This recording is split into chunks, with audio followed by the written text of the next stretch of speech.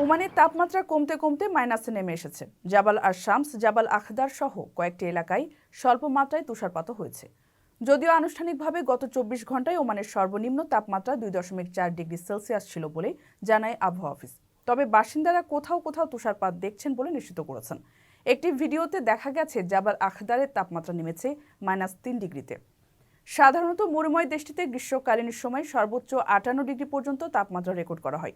সেই দেশে বর্তমানে তাপমাত্রা নেমে এসেছে -৩ ডিগ্রিতে। ওমানের সংবাদ মাধ্যমের প্রতিবেদনে বলা হচ্ছে, আগের বছরগুলোর মতো এবারও অতি শীঘ্রই জাবাল শামসে তুষারপাতের মনোমুগ্ধকর দৃশ্য দেখা যাবে। এদিকে গত কয়েকদিনে টানা বৃষ্টিপাতের পর ওমানে আবহাওয়ার লক্ষণীয় উন্নতি হয়েছে। গত বৃহস্পতিবার ব্যাপক মাত্রার বৃষ্টিপাতের কারণে উত্তর আল বাতিনার খাবুরা এবং সুইক, দক্ষিণ আল বাতিনার বারকা এবং মুসান্না ও মাস্কাটের সিপ প্রদেশের সকল শিক্ষা প্রতিষ্ঠানে সশরীরে শিক্ষা কার্যক্রম বন্ধ রাখে কর্তৃপক্ষ।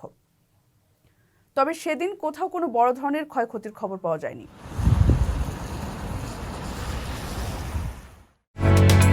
ওমানের সেরা রেট দিচ্ছে বাংলাদেশি প্রতিষ্ঠান গালফ এক্সচেঞ্জ। প্রিয়জনকে টাকা পাঠাতে আজই আসুন আমাদের যে কোনো ব্রাঞ্চে অথবা কল করুন স্ক্রিনে দেয়া নাম্বারে। গালফ এক্সচেঞ্জ, বাংলাদেশিদের প্রিয় এক্সচেঞ্জ।